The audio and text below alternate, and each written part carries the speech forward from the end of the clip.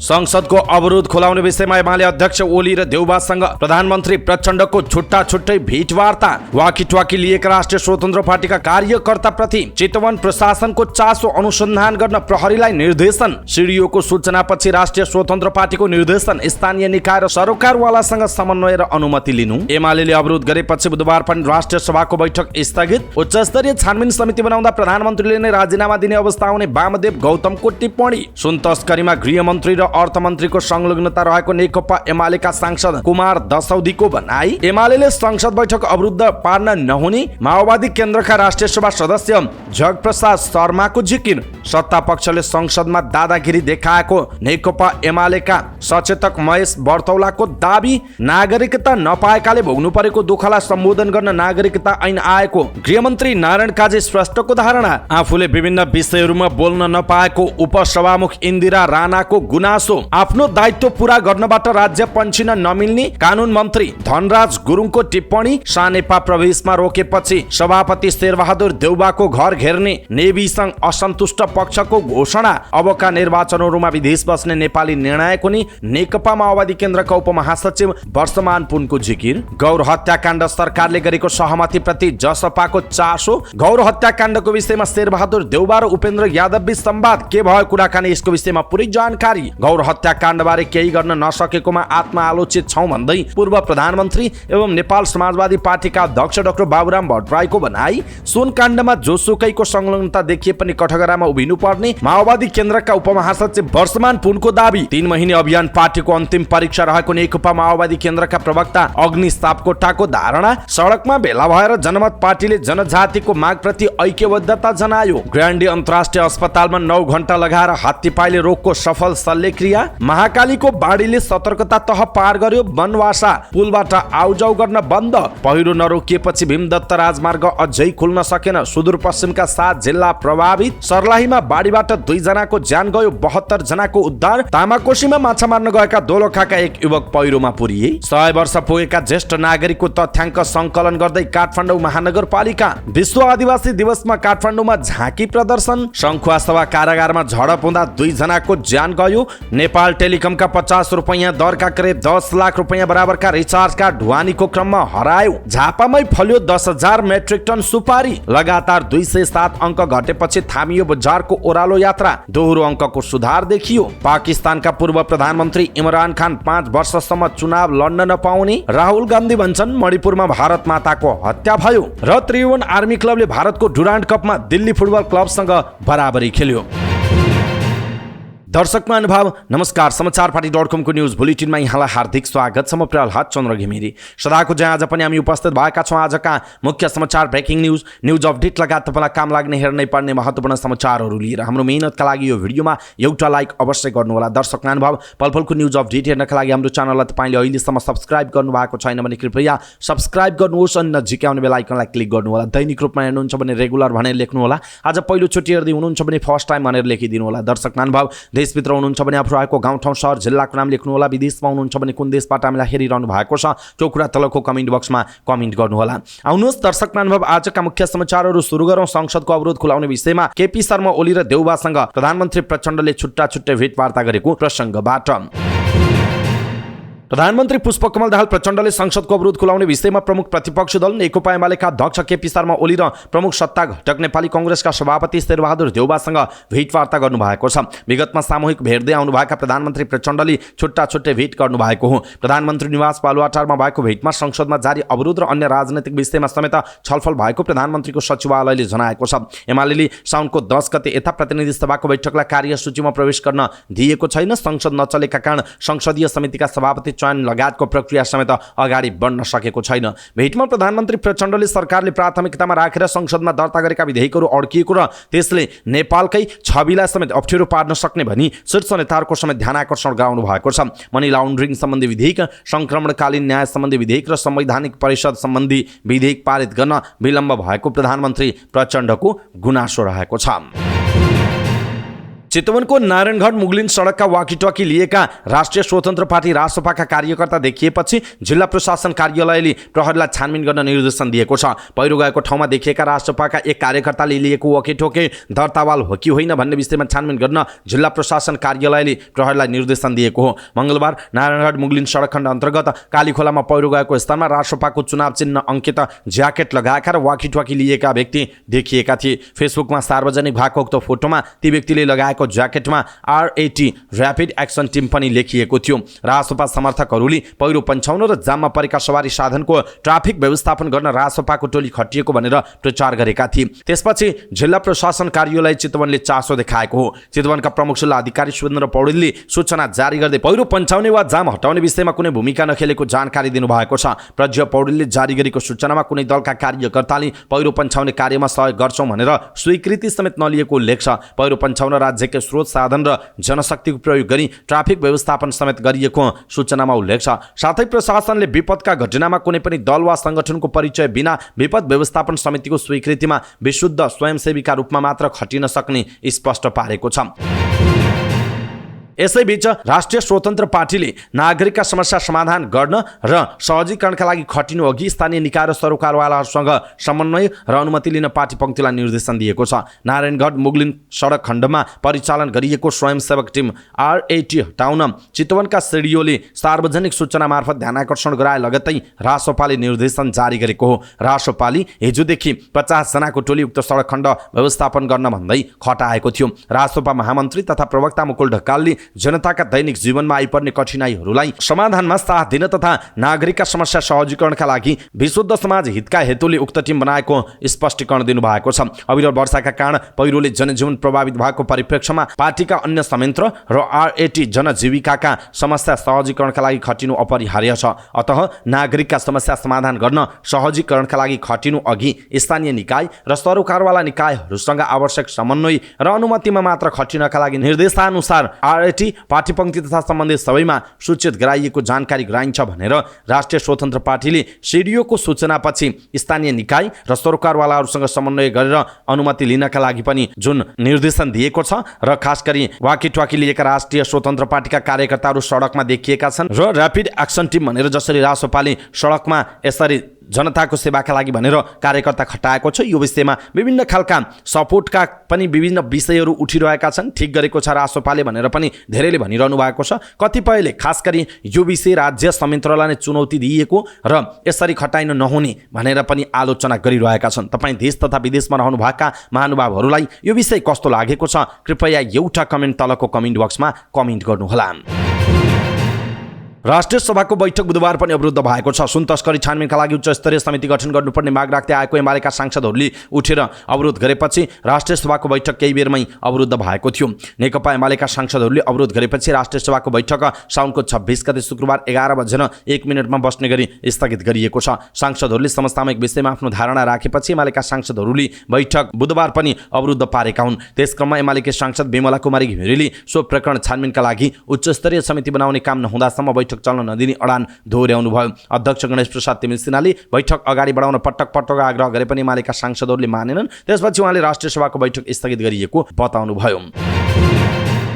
यसैबीच राष्ट्रिय सभा सदस्य वामदेव गौतमले सुन तस्करी प्रकरणमा उच्च स्तरीय छानबिन समिति गठन गर्ने हो भने प्रधानमन्त्रीले राजीनामा दिने स्थिति आउने बताउनु भएको छ। राष्ट्रिय सभाको बैठकमा बोल्दै उहाँले एमालेको माग अनुसार उच्च स्तरीय छानबिन समिति गठन गर्ने हो भने प्रधानमन्त्री, अर्थमन्त्री र गृहमन्त्रीमाथि पनि छानबिन हुन सक्ने र त्यसका लागि उनीहरूले राजीनामा गर्ने अवस्था आउने बताउनु भएको छ।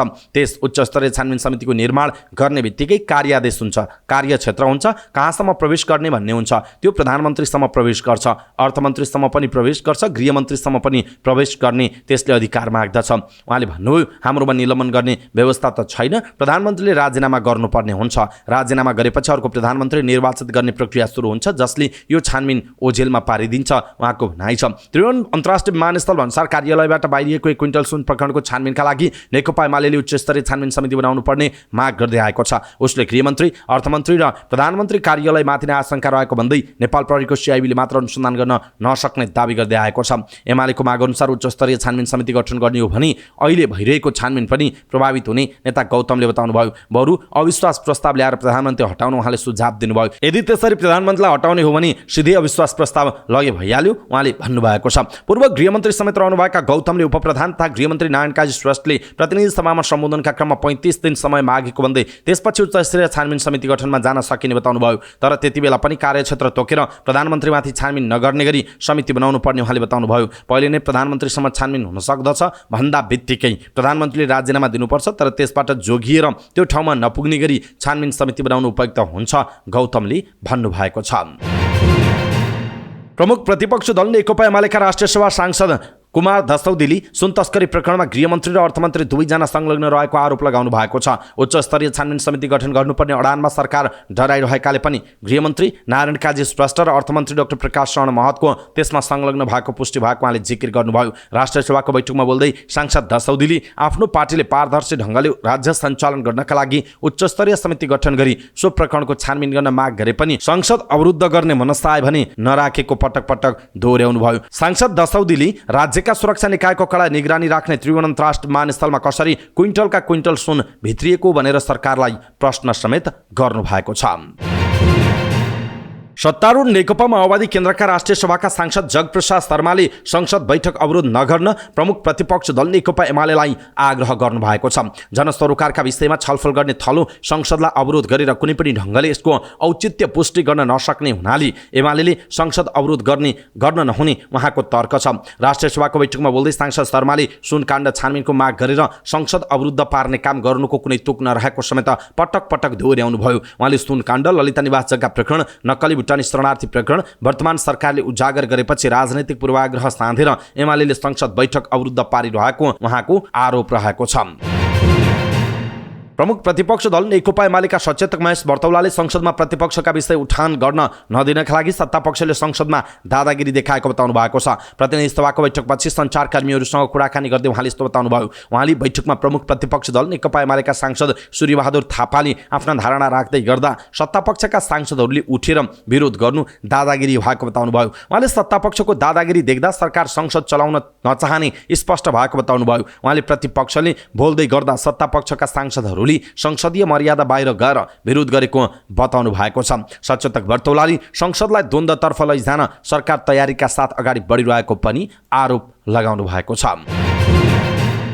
उपप्रधान एवं गृहमन्त्री नारायण काजी श्रेष्ठले नागरिकता सम्बन्धी देखिएका थप समस्या समाधान गर्न नियमावलीको अन्तिम ड्राफ्ट पूरा भइसकेको र आगामी मन्त्री परिषद बैठकमा पेश हुने बताउनु भएको छ। काठमाडौँमा आयोजित एक कार्यक्रमलाई सम्बोधन गर्दै उहाँले यस्तो बताउनुभयो। उहाँले कानुन, न्याय तथा संसदीय मामिला मन्त्रालयको राय आइसकेपछि नियमावलीको अन्तिम ड्राफ्ट मन्त्री परिषदमा पेश हुने जानकारी दिनुभयो। उहाँले नागरिकता पाउने नेपालीहरूले नागरिकता नपाउँदा परेको दुःखलाई सम्बोधन गर्नका लागि नै नागरिकता ऐन आएको बताउनुभयो। उहाँले नेपाली महिलाले विदेशी बाबुसँग विवाह गरेको अवस्थामा का सन्तानले वंशजको नागरिकता पाउनुपर्छ भन्ने कुरा संविधान र कानुनसँग मेल नखाने भन्दै नियमावलीमा त्यसलाई व्यवस्था गर्न नसकिने बताउनु भएको छ। उपप्रधानमन्त्री श्रेष्ठले अङ्गीकृतका लागि पहिला निष्ठा चाहिनेमा अहिले सो घोषणा भए पुग्ने उहाँले दाबी गर्नुभयो।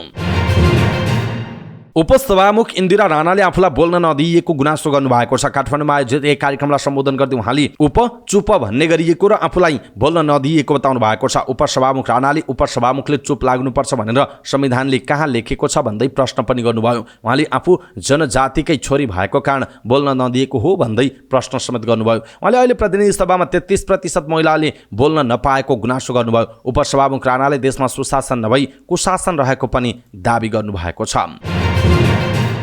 कानुन, न्याय तथा संसदीय मामिला मन्त्री धनराज गुरुङले राज्यले आफ्नो भूमिका निर्वाह गर्नुपर्ने दायित्वबाट कुनै पनि बेलामा पन्छिन नमिल्ने बताउनु भएको छ। अन्तर्राष्ट्रिय आदिवासी जनजाति दिवसको अवसरमा काठमाडौँमा आयोजित एक कार्यक्रमलाई सम्बोधन गर्दै उहाँले यस्तो बताउनुभयो। उहाँले आदिवासी जनजाति आयोगले कार्ययोजनाहरू बनाउनु पर्ने र त्यसको कार्यान्वयनका लागि सरकारले काम गर्ने बताउनु भएको छ। उहाँले वर्तमान सरकार राज्यको भूमिका निर्वाह गर्ने कुनै पनि कुराबाट नपन्छिने बताउनुभयो। उहाँले आदिवासी जनजातिहरूसँगै बसेर आदिवासी जनजातिका हक हित सम्बन्धी कानुन निर्माण र कार्यान्वयन गर्ने पक्षमा सरकारले सँगै रहेर काम गर्ने पनि बताउनु भएको छ। मन्त्री गुरुङले देशमा विविध संस्कृति भाषाले आदिवासीलाई एउटा सुन्दर फुलबारी बनाइदिएको भन्दै यसलाई जोगाएर राख्न सक्नुपर्ने उहाँले बताउनुभयो।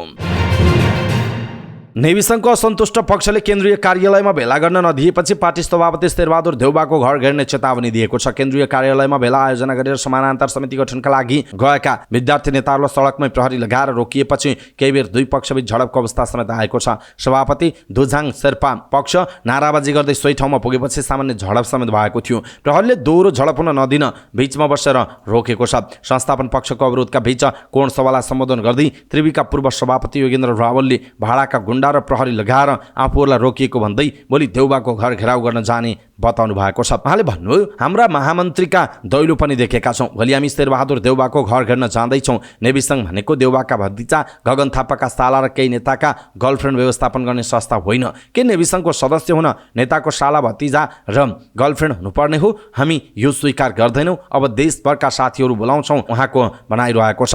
नेवी सङ्घको 710 केन्द्रीय कार्य समिति गठन भए पनि विवाद बढेको छ। असन्तुष्ट नेताहरूले समानान्तर कार्य समिति घोषणा गर्ने तयारी थालेका छन् भने दुझाङ पक्षले भेलामा सहभागी नहुन चेतावनी पनि दिँदै आएको छ। नेकपा माओवादी केन्द्रका उपमहासचिव वर्षमान पुन अनन्तले अबका निर्वाचनहरूमा देश बाहिरका नेपालीहरू निर्णायक हुने बताउनु भएको छ। पार्टीको उपत्यका विशेष प्रदेशको जिम्मेवारी सम्हाल्ने क्रममा पार्टी मुख्यालय कोटेश्वर पेरिस डाँडामा आयोजित कार्यक्रममा पुनले प्रविधिको उच्चतम विकास र प्रयोगका कारण विदेशमा बसेका नागरिकहरूको हैसियत मुलुकभित्रको राजनैतिक समीकरण नै बदल्न सक्ने अवस्था आएको बताउनु भएको छ।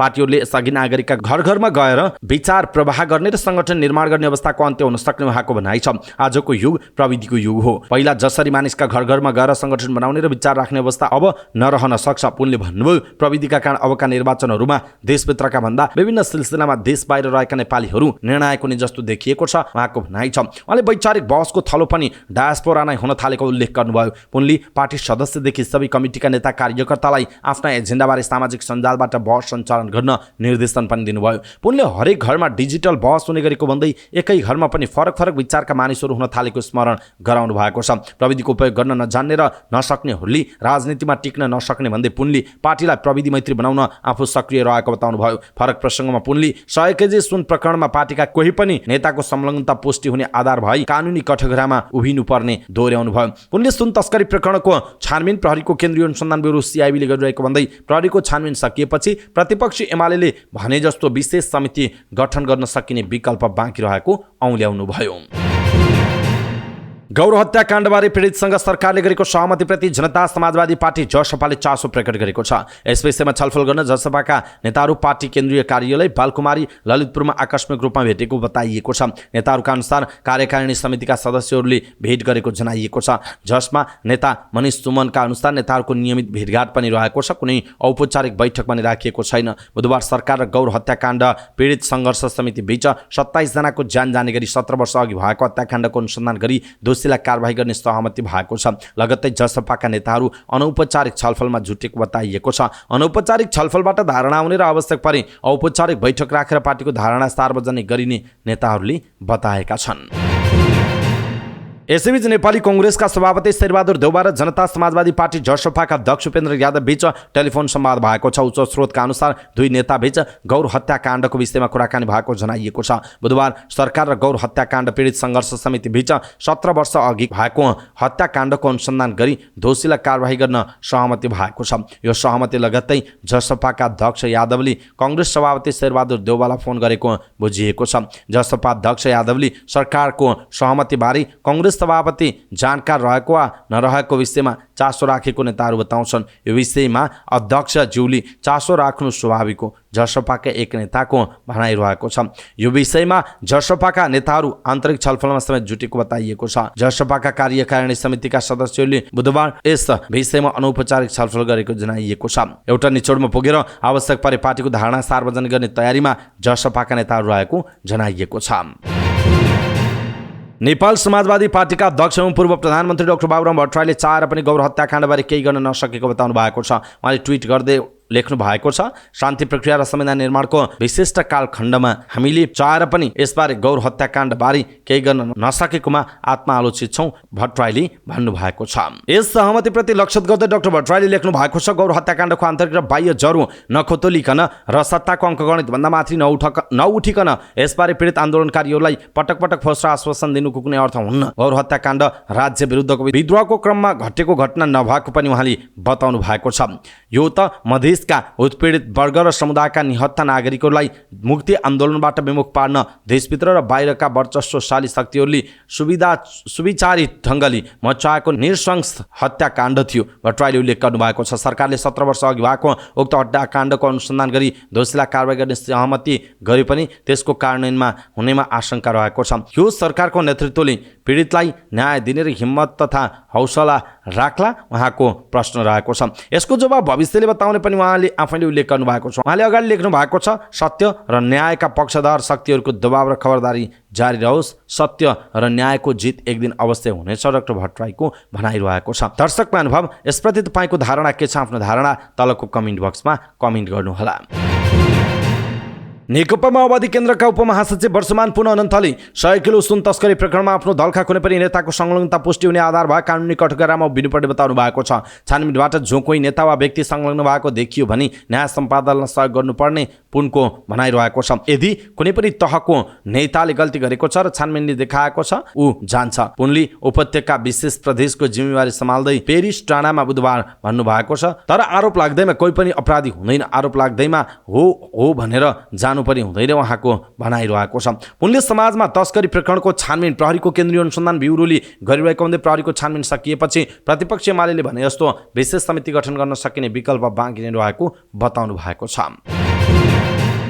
नेकपा माओवादी केन्द्रका प्रवक्ता अग्नि सापकोटाले नेकपा माओवादी केन्द्रको भदौ 16 गतेदेखि सुरु हुने 3 महिने अभियान पार्टीको लागि अन्तिम परीक्षा भएको बताउनु भएको छ। बुधबार पार्टी केन्द्रीय कार्यालयमा आयोजित प्रवक्ता पत्रकार बीच भेटघाट कार्यक्रममा बोल्दै प्रवक्ता सापकोटाले पार्टीले योजना गर्ने र 3 महिनामा अभियान सञ्चालन गर्ने बताउनु भएको छ। 3 महिने अभियान पार्टीका लागि अन्तिम परीक्षा भएको बताउनु भएको छ। उहाँले पार्टी अध्यक्ष पुष्पकमल दाहाल प्रचण्डले 7 वटा प्रदेशका 7 वटा वडामा जिम्मा लिने र अन्य सबै नेताहरूले समेत विभिन्न वडाहरूमा जिम्मा लिने भन्दै सबै नेताहरू परीक्षामा सामेल हुनुपर्ने बताउनु भएको छ। उहाँले भदौको 16 गतेदेखि जनतासँग माओवादी विशेष रूपान्तरण अभियान सुरु हुने र सोही दिन देशभरका 6473 वटै वडाहरूमा लिने र सबै अन्य नेताहरूको समेत वडा जिम्मा लिने भन्दै उहाँहरूले सबै नेताहरू परीक्षामा सामेल हुने बताउनु भयो। उहाँले यो अभियान पार्टीको अन्तिम परीक्षा जस्तो भएको उल्लेख गर्दै आफूहरू सामूहिक रूपमा उत्तीर्ण हुनुपर्ने बताएका छन्। डाक्टर चन्द्रकान्त राउत सीके राउत नेतृत्वको जनमत पार्टीले सडकमा भेला भएर आदिवासी जनजातिहरूको मागप्रति ऐक्यबद्धता जनाएको छ।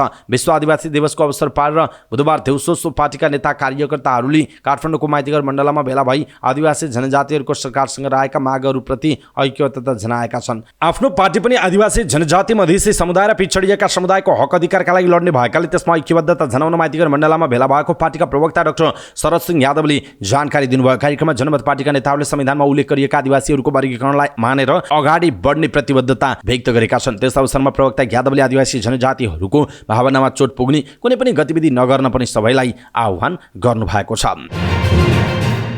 ग्रान्डी अन्तर्राष्ट्रिय अस्पतालमा हात्तीपाइले रोगको शल्यक्रिया सफल भएको छ। गत साउन 2 गते अस्पतालमा कार्यरत प्लास्टिक सर्जन प्राध्यापक डाक्टर जयनमान श्रेष्ठको नेतृत्वमा 35 वर्षीय एक युवकको बायाँ खुट्टामा भएको हात्तीपाइलेको 9 घण्टा लगाएर गरिएको शल्यक्रिया सफलतापूर्वक सम्पन्न भएको हो। म्याग्दी बेनी घर भएका ती युवकको दुवै खुट्टाको आकार तथा ओजन बढ्दै गएर एउटै खुट्टाको ओजन 48 केजी रहेको थियो। उनलाई 20 वर्ष अघि नै हात्तीपाइलेको समस्या देखिएको थियो। प्राध्यापक डाक्टर श्रेष्ठले प्लास्टिक सर्जरी विधिबाट खुट्टाको शल्यक्रिया सफल भएको जानकारी दिनुभयो। उहाँले अपरेसनका लागि 9 घण्टा समय लागेको बताउनुभयो। डाक्टर श्रेष्ठको नेतृत्वमा plastic surgeon doctor Samit Sharma सहितको टोलीले ती युवकको शल्यक्रिया गरेको हो। बिरामीको स्वास्थ्य अवस्था सामान्य बन्दै गएको डाक्टर श्रेष्ठको भनाइ छ। युवकलाई बुधबार डिस्चार्ज गरिएको उल्लेख गरिएको छ।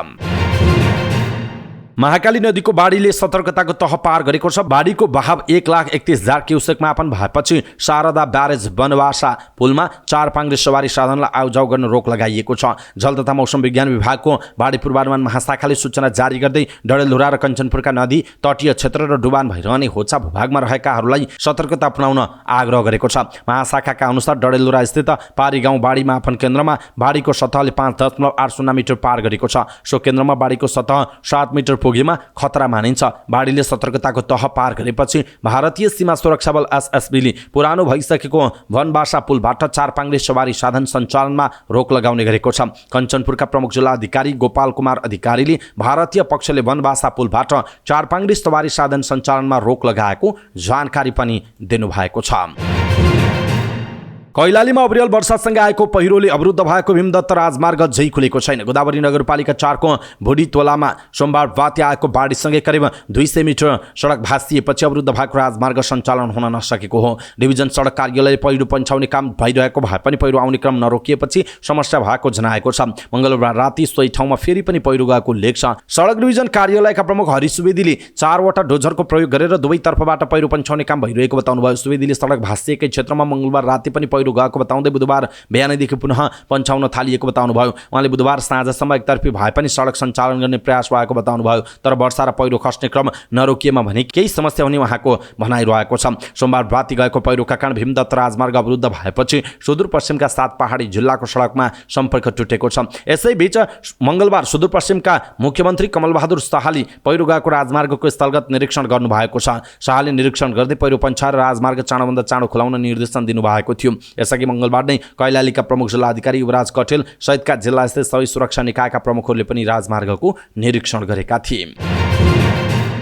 सर्लाहीमा भारी वर्षाका कारण खोलामा आएको बाढीले बगाउँदा 2 जनाको ज्यान गएको छ। मंगलबार साँझ बाढीमा फँसेका 72 जनाको उद्धार गरिएको छ। सर्लाहीको बाँके खोलाले बगाउँदा हरिपूर्व नगरपालिका 7 का 60 वर्षीय भोला चौधरीको मृत्यु भएको प्रहरी परीक्षक नरेश राज सुवेदीले जानकारी दिनुभयो। चौधरी सोमबार रातिदेखि नै बेपत्ता रहेका थिए। उनको शव मंगलबार बाँके खोलामा फेला परेको जनाइएको छ। त्यस्तै सर्लाहीको बरहथवा नगरपालिका अन्तर्गत पर्ने हजरियामा बागमती नदीमा आएको बाढीले बगाउँदा खेतमा काम गर्न गएका रौतहटको गढीबाई नगरपालिका 2 समनपुरका 65 वर्षीय शहीद राइन भाटको मृत्यु भएको जनाइएको छ। लगतै उनलाई स्थानीयको टोलीले उद्धार गरी अस्पताल पुर्याए पनि चिकित्सकले मृत घोषणा गरेका थिए। बागमतीको बाढीले समनपुर घाटमा सर्लाही तर्फको सडक पनि बगाएको छ। यसैबीच बाढीका कारण बागमती नदीमा फँसेका व्यक्तिलाई सुरक्षाकर्मीले उद्धार गरेका छन्। सर्लाहीको धनकौल गाउँपालिका अन्तर्गत पर्ने महिनाथपुरका स्थानीय घाँस काट्न तथा गाईवस्तु चराउन गएका थिए। बाढीमा फँसेका मध्ये 70 जनाको नेपाल प्रहरी, सशस्त्र प्रहरी र नेपाली सेनाले उद्धार गरेको सर्लाहीका प्रमुख जिल्लाधिकारी इन्द्रदेव यादवले जानकारी दिनुभयो। कतिपय व्यक्तिले पौडी खेलेर ज्यान जोगाएको जनाइएको छ। त्यस्तै सर्लाहीको रामनगर गाउँपालिका 2 इनरवा स्थित बागमती नदीमा पुल निर्माणमा चौकीदारको काम गर्ने 2 जनाको प्रहरीले उद्धार गरेको छ। बाढी आएपछि 2 जना ज्यान जोगाउन रुखमा चढेका थिए। लगतै उनीहरूको उद्धार गरिएको सर्लाहीका प्रहरी प्रवक्ता प्रहरी नायब उपरीक्षक दिपेन्द्र पन्जियार थारूले जानकारी दिनुभएको छ। तामाकोशी किनारमा माछा मार्न गएका दोलखाका 1 युवक पहिरोमा पुरिएका छन्। साँझ 6 बजेतिर माछा मार्न गएका बिगु 2 का 14 वर्षीय तेरिस तामाङ पहिरोमा पुरिएको जनाइएको छ। जिल्ला प्रहरी कार्यालय दोलखाका सूचना अधिकारी धर्मेश कुमार यादवका अनुसार तेरिस तामाङ अरू 3 जना साथीसँग माछा मार्न तामाकोशी किनारमा गएका थिए। बिगु 2 को टुकुबन्ने स्थानमा 100 मिटर माथिबाट पहिरो खसेपछि उनी पुरिएका हुन्। उनका साथीहरू भने भागेर ज्यान जोगाउन सफल भएको सूचना अधिकारी यादवले जानकारी दिनुभएको छ। काठमाडौँ महानगरपालिकाले 100 वर्ष पुगेका वृद्धहरूको तथ्याङ्क सङ्कलन गर्न सुरु गरेको छ। महानगरपालिकाले 100 वर्ष पुरा भएका ज्येष्ठ नागरिकलाई साथी महानगर कार्यक्रम सञ्चालन गर्ने भन्दै सबै वडामा विवरण सङ्कलनका लागि पत्र काटेको छ। 100 वर्ष पुरा भएका ज्येष्ठ नागरिकहरू जीवित देवी देवताको स्वरूप भएको भन्दै साथी महानगर कार्यक्रम सञ्चालन गर्न लागेको महानगरका सामाजिक विकास विभागका प्रमुख गोपाल पोखरेलले बताउनुभयो। असोजदेखि कार्यक्रम सुरु हुन्छ होला। ज्येष्ठ नागरिकलाई कसरी सम्मान गर्न सकिन्छ र महानगरको अभिभावक बन्न सक्छन् भन्ने विषयमा छलफल चलिरहेको छ। पोखरेलले भन्नुभएको छ, महानगरको स्वर्णिम योजना अन्तर्गत साथी महानगर सञ्चालन गर्न 5 दिनभित्र सबै वडालाई विवरण पठाउन मंगलबार महानगरले पत्र काटेको हो। विश्व आदिवासी जनजाति दिवसको अवसरमा काठमाडौँका विभिन्न आदिवासी जनजाति सङ्घ संस्थाहरूले झाँकी प्रदर्शन गरेका छन्। काठमाडौँको शहीद गेटबाट सुरु भएको झाँकी र्याली सुन्दरा, न्युरो, वीर अस्पताल, रत्न पार्क, जमल, त्रिचन्द्र कलेज हुँदै नेपाल प्रज्ञा प्रतिष्ठान कमला आदि पुगेको छ। झाँकी र्यालीमा नेपालमा भएका विभिन्न आदिवासी जनजातिहरूले आफ्नो वेशभूषा पहिरन लगाएर सहभागी भएका छन्। आदिवासी जनजाति महासङ्घले दिउँसो नेपाल प्रज्ञा प्रतिष्ठानमा पनि कार्यक्रम आयोजना गरेको थियो। यस्तै देशभर विश्व आदिवासी दिवस विविध कार्यक्रम गरी मनाइएको छ। इन्डिजिनियस युथ एज अगेन्स्ट of change for self determination नाराका साथ यस वर्ष देशभरि विभिन्न जातीय सङ्घ संस्थाहरूले जिल्लाहरूमा पनि कार्यक्रम गरी आदिवासी दिवस मनाइरहेका छन्। यस वर्ष विश्व आदिवासी दिवसको नाराको अर्थ आफूले निर्धारण गरे अनुरूपको परिवर्तनको सम्भाग आदिवासी युवाहरू हुन् भन्ने हुन्छ। आदिवासी युवाको सक्रियता र सशक्तिकरणमा यस वर्ष विशेष जोड दिएको नेपाल आदिवासी जनजाति महासङ्घले जनाएको छ। सन् 1994 डिसेम्बर 23 को संयुक्त राष्ट्रसङ्घको साधारण सभाले अगस्त 9 तारिकलाई विश्व आदिवासी दिवसका रूपमा मनाउने अवधारणा अगाडि बढाएको थियो।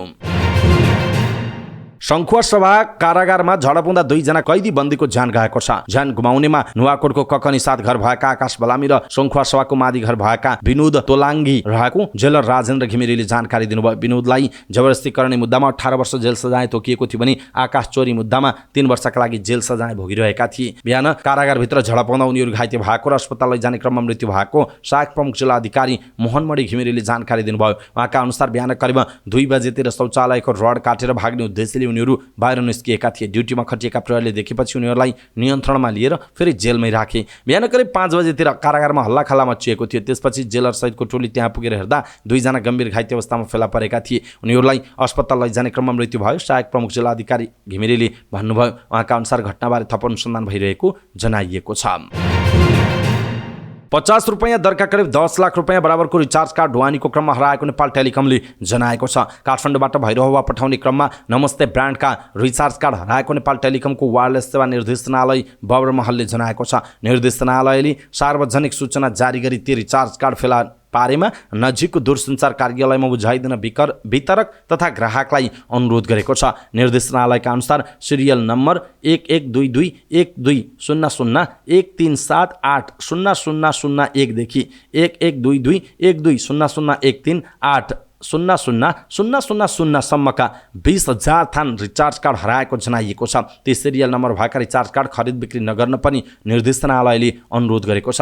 नेपाल टेलिकमका प्रवक्ता शोभन अधिकारीले करिब 2 हप्ता अगाडि एक ट्रान्सपोर्ट कम्पनी मार्फत रिचार्ज कार्ड ढुवानी गर्दा हराएको र खोजी जारी रहेको जानकारी दिनुभयो। यसैबीच प्रवक्ता अधिकारीका अनुसार रिचार्ज कार्डहरूलाई नेपाल टेलिकमको कम्प्युटर सिस्टममा इन्ट्री नगरेसम्म त्यसबाट मोबाइलमा ब्यालेन्स रकम रिचार्ज हुँदैन। ती हराएका रिचार्ज कार्डहरू कम्प्युटर सिस्टममा इन्ट्री नभएकाले तीबाट रिचार्ज हुँदैन। तर कसैले रिचार्ज कार्ड भनेर बेच्यो वा कुनै ग्राहकले प्रयोग गर्यो भने ऊ ठगिन सक्छ। त्यसैले ती सिरियल नम्बर भएका रिचार्ज कार्ड बिक्री वितरण नगर्न र भेटाइमा दूरसञ्चार कार्यालयमा फिर्ता गर्न भनिएको प्रवक्ता अधिकारीले जानकारी दिनुभयो। हाम्रो सिस्टममा इन्ट्री नै नभएकाले ती रिचार्ज कार्ड कागजको खोस्टा बराबर हुन्। उहाँले भन्नुभयो त्यसबाट ग्राहकहरू नठगिउन् भनेर प्रयोग नगर्न भनिएको उहाँको भनाइरहेको छ।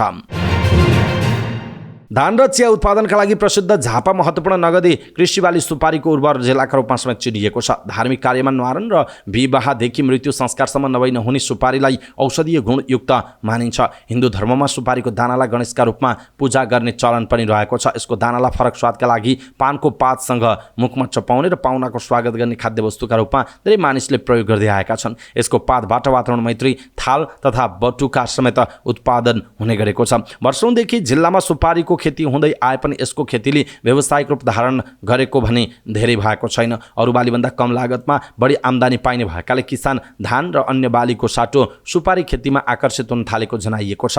कोशी प्रदेशको उद्योग कृषि तथा सहकारी मन्त्रालयको तथ्याङ्क अनुसार सुपारीको व्यावसायिक खेती झापा सहित कोशीका 4 जिल्लामा हुने गरेको छ। सुनसरी मोरङ र उदयपुरमा पनि यसको व्यावसायिक खेती हुने गरेको छ। मन्त्रालयका कृषि विज्ञ अभिमन्यु अधिकारीका अनुसार कोशी प्रदेशको कुल सुपारी उत्पादन मध्ये 2/3 भन्दा बढी सुपारी झापामै उत्पादन हुने गरेको जनाइएको छ। त्यही कारण झापालाई सुपारीको राजधानी तथा उर्वर भूमि पनि मान्ने गरिन्छ। झापा मोरङ सुनसरी उदयपुर र इलामको कुल 4054 हेक्टरमा सुपारीको व्यावसायिक खेती हुँदै आएको छ। आर्थिक वर्ष 2079-80 मा कोशी प्रदेशमा 14561 मेट्रिक टन सुपारी उत्पादन भएको मन्त्रालयले जनाएको छ। झापामा 2770 हेक्टरमा सुपारी खेती हुँदै आएको छ। झापामा आर्थिक वर्ष 2079-80 मा 10370 मेट्रिक टन सुपारी उत्पादन भएको छ। झापामा सुपारी खेतीको विस्तार पनि तीव्र रूपमा भइरहेको जनाइएको छ। लगातार 207 अङ्क घटेपछि शेयर बजारको रालो यात्रा थामिएको छ। साताको चौथो कारोबारको दिन बुधबार शेयर बजार 41.06 अङ्कले बढेको छ। बजार 2060.91 बिन्दुमा उक्लिएको छ। यो 2.03% वृद्धि दर हो। बुधबार अन्तिम समयमा आएर बजार दोहोरो अङ्कले बढेको हो। बुधबार वित्त, होटल र पर्यटन, जीवन बीमा, व्यापार सहितका उपसूचकमा राम्रो वृद्धि देखिएको छ।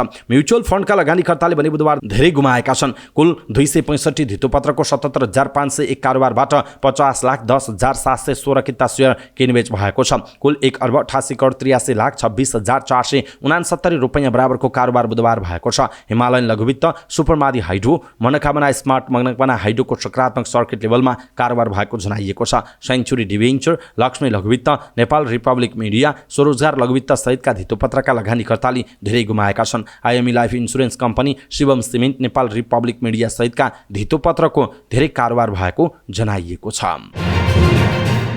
पाकिस्तानका पूर्व प्रधानमन्त्री इमरान खान आगामी 5 वर्षसम्म चुनाव लड्न नपाउने भएका छन्। पाकिस्तानको निर्वाचन आयोगले सूचना जारी गरी खानलाई 5 वर्षसम्म चुनाव लड्न नपाउने गरी प्रतिबन्ध लगाएको जानकारी दिएको छ। इमरान खानमाथि प्रधानमन्त्री पदमा रहँदा प्राप्त महँगा उपहारहरू बेचेर सरकारी कोषमा जम्मा नगरेको आरोपमा अदालतले 5 अगस्तमा 3 वर्षको जेल सजाय तोकेको छ। उनी हाल जेलमा रहेका छन्। पाकिस्तान तहरिक-ए-इन्साफ PTI पार्टीका नेता इमरान खान सन् 2018 को मेमा प्रधानमन्त्री बनेका थिए। उनी विरुद्ध संसदले विश्वास प्रस्ताव पारित गरेपछि 2022 अप्रिल 10 मा प्रधानमन्त्री पदबाट मुक्त भएका थिए। हाल पाकिस्तानको प्रधानमन्त्रीमा शहबाज शरीफ रहेका छन्। शहबाज सत्तामा आएपछि इमरान खान विरुद्ध 100 भन्दा बढी आरोपमा मुद्दा दायर भएको छ। तर खानले आफूमाथि लागेका आरोपहरूको खण्डन गर्दै ती सबै राजनीति प्रेरित भएको बताउँदै आएका छन्। भारतमा कांग्रेस आएका सांसद राहुल गान्धीले मणिपुरमा मोदी सरकारले भारत माताको हत्या गरेको आरोप लगाएका छन्। प्रधानमन्त्री नरेन्द्र मोदी विरुद्ध दर्ता भएको विश्वास प्रस्तावमाथि लोकसभामा बुधबार दोस्रो दिन छलफलमा भाग लिँदै राहुलले आफ्नो भारत जोडो यात्राको चर्चा गरेका छन्। कन्याकुमारीदेखि कश्मीरसम्मको यात्राका क्रममा दैनिक 25 किलोमिटर हिँड्छु भन्ने आफ्नो अहंकार 2-3 दिनमा चुर भएको उनले सुनाएका छन्। उनले अघि भने भारत हरेक अहंकारलाई नाश गर्छ। केही दिन अघि आफू मणिपुर गएको भन्दै उनले प्रधानमन्त्रीको आलोचना गरे। मोदी अहिलेसम्म नगएको भन्दै उनले भने किनकि तपाईका लागि मणिपुर हिन्दुस्तान होइन, मणिपुरलाई तपाईले 2 भागमा बाँडिदिनु भयो। उनी बोलिरहँदा बीजेपी सांसदले राजस्थान नगएको बारे प्रश्न गरेका थिए। राहुलले अझै जाने बताई मणिपुर यात्राको चर्चा गर्दै उनले भनेका छन्, एक महिलाले मलाई भनिन् कि उनको छोरा हिंसामा मारिएर उनको शवसँग पुरा रात बसिन्। उनी आफ्नो घरबार छोडेर आइन् र उनीसँग अब मारिएका छोराको फोटो मात्र छ। दोस्रो महिलासँग मेरो भेट भयो र मैले सोधेँ तपाईसँग के भयो? उनी काम नलागिन् र बेहोस भइन्। यो मात्र 2 उदाहरण हो। सरकारप्रति लक्षित गर्दै राहुलले भने तिमीहरूले मणिपुरको मात्र होइन हिन्दुस्तानको हत्या गर्यौ। मणिपुरका मानिसहरूको हत्या गरेर तिमीहरूले भारत माताको हत्या गरेका छौ। तिमीहरूले देशद्रोह गरेका छौ र यही कारण प्रधानमन्त्री मोदी मणिपुर गएका छन्। एक आमा मेरो यहाँ बसेकी छिन् र अर्को आमाको तिमीहरूले मणिपुरमा मार्यौ। राहुलको अभिव्यक्तिप्रति बीजेपीका सांसदहरूले कडा आपत्ति जनाए। लोकसभा अध्यक्ष ओम बिडलाले पनि राहुललाई यो संसद भएको र सम्हालिएर धारणा राख्न आग्रह गरे, तर राहुल रोकिएनन्। हल्लाका बीच उनी बोलिरहे। उनले भने हिन्दुस्तानको सेना एक दिनमा मणिपुरमा शान्ति ल्याउन सक्छ, तर उनीहरूलाई प्रयोग गरिएको छैन। यदि नरेन्द्र मोदीले मणिपुरको आवाजलाई सुन्दैनन् भने उनले भारत माताको हत्या गरिरहेका छन्। रावणले मेघनाथ र कुम्भकर्णलाई मात्र सुन्ने गरेको स्मरण गराउँदै उनले भने यसरी नै नरेन्द्र मोदीले पनि 2 जनालाई मात्र सुन्छन्, अमित शाह र अडानी। लङ्कालाई अनुमानले होइन रावणको अहंकारले जलाएको थियो। रामले रावणलाई मारेका थिएनन्, रावणको अहंकारले उसलाई मारेको थियो। उनले मोदीमाथि आरोप लगाए, तपाईले पुरा देशमा मट्टीतेल हालिरहनु भएको छ। पहिला मणिपुरमा मट्टीतेल हाल्नुभयो, हरियाणामा हाल्नुभयो र पुरा देशमा आगो लगाइरहनु भएको छ। राहुल लगत्तै केन्द्रीय मन्त्री स्मृति ईरानी बोलिन्, जसले भारत माताको हत्या भनेकोमा राहुलको निन्दा गरिन्। उनले अघि भनिन् मणिपुर भारतको अभिन्न अङ्ग हो, भारतको थियो र रहनेछ। आज देश हेरिरहेको छ कि जब भारत माताको हत्याको कुरा भयो त कांग्रेस ताली बजाइरहेको थियो। उनले कश्मीरी पण्डितहरूको मुद्दा उठाइन्। राजस्थानमा एक 14 वर्षकी किशोरीको हत्या र सामूहिक बलात्कारको मुद्दा पनि उठाइन्। कांग्रेसका सांसदहरूतर्फ लक्षित गर्दै उनले भनिन् यिनीहरूको मन त्यसबेला दुखेन, उनको भनाइरहेको छ। त्रिभुवन आर्मी क्लबले भारतको डुरान्ड कपमा दिल्ली फुटबल क्लबसँग बराबरी खेलेको छ। आसामको शाही मैदानमा भएको खेलमा आर्मीले दिल्लीसँग 1-1 गोलको बराबरी खेलेको हो। खेलको 39औं मिनेटमा दिनेश हेङजनको गोलबाट आर्मीले अग्रता लिएको थियो, तर 88औं मिनेटमा दिल्लीका गिरिक घोषलाले गोल गर्दै खेल 1-1 गोलको बराबरीमा ल्याए। यो बराबरीसँगै आर्मीले दिल्लीसँग अङ्क बाँडेको छ। अब आर्मीले दोस्रो खेल आउँदो सोमबार चेन्नईसँग खेल्नेछ। यस्तै अन्तिम खेलमा आर्मीले अगस्त 22 मा हैदराबादसँग खेल्नेछ। हरेक समूहका विजेताले नकआउट चरणमा स्थान बनाउनेछन्। 6 समूहमध्ये उत्कृष्ट 2 टोली क्वार्टर फाइनल पुग्ने जनाइएको छ। हवस् त दर्शक महानुभाव, समाचारपाटी.com को न्युज बुलेटिन अहिलेका लागि यति नै। हामीले प्रस्तुत गरेका यी समाचारहरूप्रति तपाईँको धारणा के छ? आफ्नो धारणा तलको कमेन्ट बक्समा कमेन्ट गर्नुहोला। हाम्रो मेहनतका लागि यो भिडियोमा एउटा सानो लाइक अवश्य गर्नुहोला। दर्शक महानुभाव, पलपलको न्युज अपडेट हेर्नका लागि हाम्रो च्यानललाई तपाईँले अहिलेसम्म सब्स्क्राइब गर्नुभएको छैन भने कृपया सब्स्क्राइब गर्नुहोस् अनि नजिकै आउने बेल आइकनलाई क्लिक गर्नुहोला। समाचारपाटी.com को न्युज बुलेटिन नेपाली समयअनुसार भोलि बिहान 5 बजे लिएर फेरि हामी उपस्थित हुनेछौँ। पलपलको न्युज अपडेट हेर्नका लागि तपाईँले www.समाचारपाटी.com हेर्दै गर्नुहोस्। नमस्कार।